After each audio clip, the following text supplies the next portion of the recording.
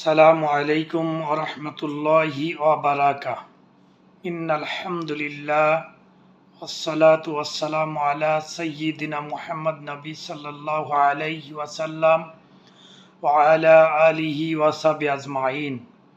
সমস্ত প্রশংসা ও তারিফ মহান রব্বুল আলামিনের, যার একান্ত মেহেরবানিতে সুস্থ থেকে আমার প্রিয় অভিভাবক মণ্ডলীদের সঙ্গে আমাদের সন্তানদের লালন পালন, বার্ষিক পরীক্ষার পূর্বে এবং বছরের শুরুতে করণীয় শীর্ষক আমার মতামত ব্যক্ত করার জন্য যে আল্লাহ সুযোগ করে দিলেন, সেই মহান রবের নিকট শুকরিয়া আদায় করছি আলহামদুলিল্লাহ। দরুদ ও সালাম আমাদের প্রিয় নেতা অভিভাবক আমাদের রাসূল আকরাম সাল্লাল্লাহু আলাইহি ওয়াসাল্লামের প্রতি। সম্মানিত অভিভাবক মণ্ডলী, আমি ইঞ্জিনিয়ার কে এম সুলতানুল আউলিয়া আল হিদায়া একাডেমির ব্যবস্থাপনা পরিচালক হিসাবে আমাদের সন্তানদের বার্ষিক পরীক্ষা পূর্ব প্রস্তুতি এবং আগত নতুন সালে আমাদের অভিভাবকদের করণীয় শীর্ষক মতামত ব্যক্ত করার জন্য আপনাদেরকে কিছু কথা শেয়ারিং করছি। প্রিয় অভিভাবক মণ্ডলী, আল্লাহ তাআলার দরবারে শুকরিয়া, আমাদের সন্তানদেরকে ইসলামী শিক্ষা ও আদর্শ মানুষ হিসেবে গড়ে তোলার জন্য মাদ্রাসায় পড়ানোর যে আল্লাহ সুযোগ করে দিয়েছেন, এর জন্য আলহামদুলিল্লাহ। আপনারা সন্তানদের ইসলামী শিক্ষায় শিক্ষিত করার যে সিদ্ধান্ত নিয়েছেন, তা নিঃসন্দেহে একটি বরকতময় ও দূরদর্শী সিদ্ধান্ত বলে আমি মনে করি। আমাদের শিক্ষার্থীরা সমাজে সৎ, যোগ্য, দায়িত্বশীল সুনাগরিক হিসাবে প্রতিষ্ঠিত করতে আমাদের আল কোরআনের পাশাপাশি আল হাদিসের জ্ঞানের পাশাপাশি সাধারণ শিক্ষার দিকে গুরুত্ব দিতে হচ্ছে। অভিভাবক হিসাবে আমরা সন্তানদের আধুনিক জ্ঞানে সমৃদ্ধ করতে তাদেরকে ইংরেজি, গণিত, কম্পিউটার, অঙ্কন, সাধারণ জ্ঞান পাশাপাশি কালচারের ক্লাসে তাদেরকে পড়াশোনা করার মতো একটি প্রতিষ্ঠান আল হিদায়া একাডেমিতে আমরা ভর্তি করেছি। কেন আমি বলেছি আপনার সঠিক সিদ্ধান্ত নিয়েছেন মাদ্রাসায় ভর্তি করে? কারণ একজন মাদ্রাসার শিক্ষার্থী কোরআন, হাদিস, ইলমে ফিকা, দৈনন্দিন জীবনে কোরআনিক মাসলা মাসাইল, শরীয়তের হুকুম আহকাম জানার পাশাপাশি কম্পিউটার, ফিজিক্স, কেমিস্ট্রি সাবজেক্টগুলোর জ্ঞান অর্জন করতে সক্ষম হয়, পাশাপাশি শরীয়তের হুকুম ও আহকাম জানতে পারছে। একজন মাদ্রাসা শিক্ষার্থী ইচ্ছা করলেই আলিম পাস করে বাংলাদেশে এবং বিশ্বের যে কোনো বিশ্ববিদ্যালয়ে পরীক্ষা দেওয়ার জন্য প্রতিযোগিতায় অংশগ্রহণ করতে সক্ষম হবেন এবং যে কোনো মাদ্রাসায় আলিম পাস করার পরে ফাজিল সহ উচ্চতর ডিগ্রি অর্জন করার জন্য অগ্রসর হতে সক্ষম হবেন।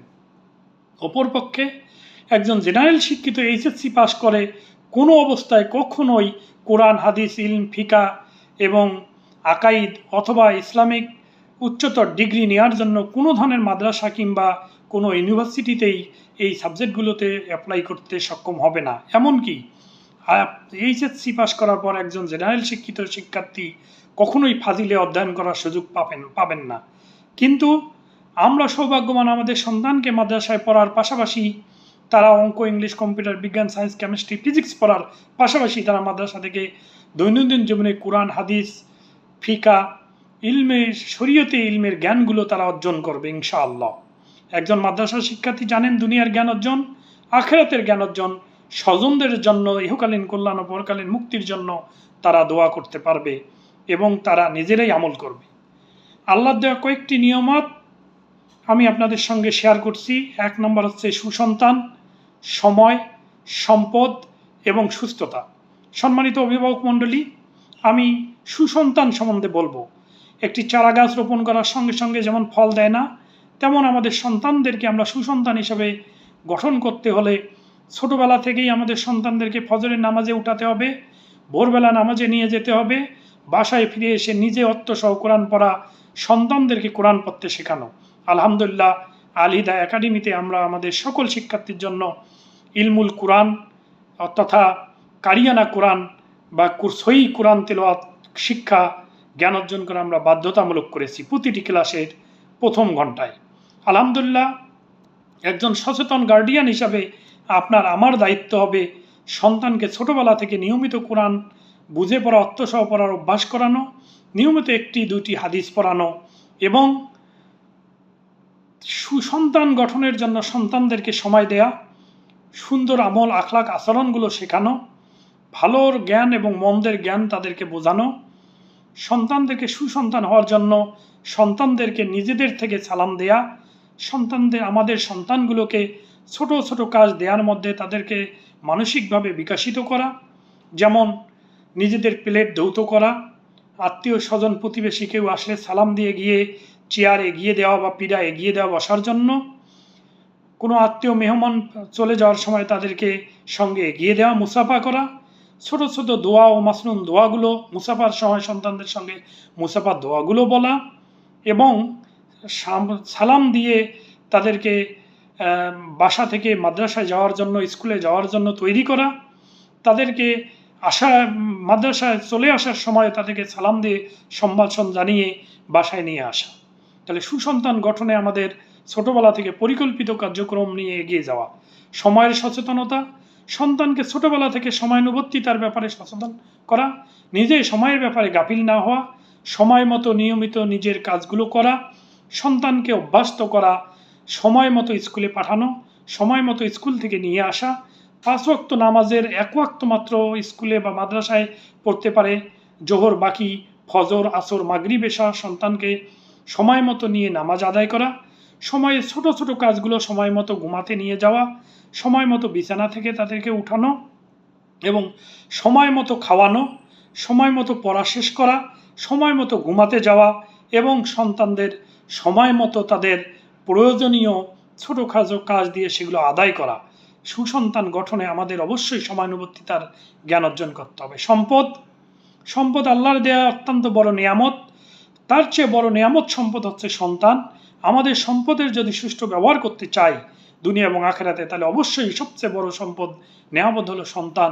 আমাদের সন্তানদেরকে এই সম্পদকে প্রয়োজনে সম্পদের ব্যবহার কমিয়ে, সম্পদের উন্নতি কমিয়ে, সম্পদ নষ্ট করে হলে আমাদের প্রিয় সন্তান আল্লাহ দেওয়া বড় সম্পদকে সম্পদে পরিণত করার জন্য তাদের শিক্ষা ক্ষেত্রে, তাদের মানসিক বিকাশে, সুস্থতার ক্ষেত্রে আমরা প্রয়োজনীয় অর্থ ব্যয় করে হলেও সম্পদ অর্জন করব, বড় সম্পদ। না হলে এই সম্পদেই আমাদের জীবনের জন্য জটিলতা তৈরি হবে। এরপরে সবচেয়ে বড় আল্লাহর নিয়ামত সুস্থতা। নিজে সুস্থ থাকা এবং সন্তানদের সুস্থতার জন্য পরিমিত ঘুম, মানসম্মত খাবার, সুস্থকর খাবার, স্বাস্থ্যকর খাবার, পুষ্টি গুণসম্মত খাবার, নিয়মিত বাজারে সস্তা সুলভলভ্য এবং সহজে কিনতে পাওয়া যায় যে ফলগুলো, মৌসুমি ফল, আমড়া, কামরাঙ্গা, পেয়ারা, জলপাই, আতা, সফেদা এবং মাল্টা সহ বিদেশ নির্ভর ফলের উপর নির্ভরতা না বাড়িয়ে সিজনাল ফলগুলো নিয়মিত খাওয়া, সন্তানদের সুস্থতার জন্য সময় মতো ঘুম থেকে ওঠা, সময় মতো ঘুমাতে যাওয়া, তাদের পরিষ্কার পরিচ্ছন্ন জীবনযাপনে অভ্যস্ত করা, খাবার পূর্বে হাত সুন্দর করে ধৌত করা, খাওয়া শেষে ঘুমার আগে ব্রাশ করা, ঘুম থেকে উঠে ব্রাশ করা, সুস্থতার জন্য সন্তানদের পরিপাটি মাথায় তেল দেয়া, সুন্দর পোশাক পরা, আয়রন করে সন্তানদেরকে সুন্দর পরিপাটি সুন্দর পোশাক পরানো, চুল সুন্দর করে ছাটানো, তাদেরকে প্রয়োজনীয় সামগ্রী কসমেটিক ব্যবহার করে তাদের মানসিক বিকাশ সাধন করা সন্তানদের সুস্থতা অর্জনে আমাদের অত্যন্ত করণীয়। সম্মানিত অভিভাবক মণ্ডলী, ঘরে আপনাদেরকে কিছু কাজ করতে হবে। সন্তানদের পড়ার টেবিলগুলো সুন্দর করে গোছানো, পড়ার টেবিলগুলো সন্তানরা নিজেরা যেন গুছিয়ে রাখতে পারে তাদেরকে অভ্যস্ত করা, রুটিন অনুযায়ী তাদের পড়াশোনা করানো, স্কুলে যে হোমওয়ার্ক দেওয়া হয় হোমওয়ার্কগুলো যথাযথ দেখা, হোমওয়ার্ক অনুযায়ী সন্তান পড়াশোনা করছে কিনা সেদিকে তদারকি করা, বাসায় শিক্ষক আসলে সে শিক্ষক কী পড়াচ্ছে, কতটুকু পড়াচ্ছে, কখন পড়াচ্ছে, কোন বিষয় গুরুত্বপূর্ণ সেগুলো তদারকি করা। সর্বোপরি এহকালীন কল্যাণ ও পরকালীন মুক্তির জন্য আমাদের সন্তানগুলোকে নিয়মিত তাদের প্রত্যেক জীবনে অনুশীলন করা। স্কুলে আমি অনুরোধ করব শিক্ষার্থীদের স্কুলে গিয়ে খোঁজখবর রাখা, সংশ্লিষ্ট শিক্ষকদের সঙ্গে যোগাযোগ রাখা, নিয়মিত তাদের খোঁজখবর রাখা, চরিত্র গঠনের সুন্দর সুন্দর সাহাবীদের জীবনী পড়ার জন্য শিক্ষার্থীদের বই কিনে দেয়া, মাদ্রাসায় গিয়ে প্রয়োজনীয় পরামর্শ দেয়া, কোনো ধরনের সমস্যা হলে সম্মানের সহিত এবং সুন্দর আচরণের মাধ্যমে সংশ্লিষ্ট কর্তৃপক্ষের সঙ্গে পরামর্শ দেওয়া এবং এহকালীন কল্যাণ পরকালীন মুক্তির জন্য আল হিদায়া একাডেমিকে আপনার প্রতিষ্ঠান, আমাদের প্রতিষ্ঠান, সকলের প্রতিষ্ঠান হিসাবে মনে করে সুপরামর্শ দিবেন। ইনশাআল্লাহ আমরা সকলে মিলে আমাদের নতুন প্রজন্মকে এহকালীন কল্যাণ ও পরকালীন মুক্তির জন্য আমাদের সন্তানদেরকে তৈরি করব ইনশাআল্লাহ। সর্বোপরি আপনাদের জন্য বাইতুল্লাহ গিয়ে যেমন কাবার গিলাফ ধরে আমি দোয়া করেছি, কয়েকবার উমরা করে আপনাদের জন্য বিনীত আল্লাহর নিকট কায়মনে বক্ষে কামনা করেছি, দোয়া করেছি সুস্থতার জন্য, দেশের জন্য, দেশের মানুষের জন্য, বিশেষ করে আল হিদায়া একাডেমির সংশ্লিষ্ট অভিভাবক মণ্ডলীর জন্য আপনারা আমার জন্য দোয়া করবেন। আমার প্রবাস অবস্থানের মৌলিক এবং অন্যতম উদ্দেশ্য হলো আল হিদায়া একাডেমিকে আগামী দিনে দেশ, জাতীয় মানবতার কল্যাণে আদর্শ শিক্ষা প্রতিষ্ঠান হিসাবে গড়ে তোলা। আপনারা দোয়া করবেন ইনশাআল্লাহ, আল্লাহ যেন কবুল করেন এই দোয়া, এবং আপনাদেরও এহকালীন কল্যাণ পরকালীন মুক্তির প্রত্যাশা রেখে আমার কথা শেষ করছি। ভুল ত্রুটি ক্ষমা সুন্দর দৃষ্টিতে দেখবেন, আমাদের জন্য দোয়া করবেন। আল্লাহ হাফেজ। আসসালামু আলাইকুম ওয়া রাহমাতুল্লাহ।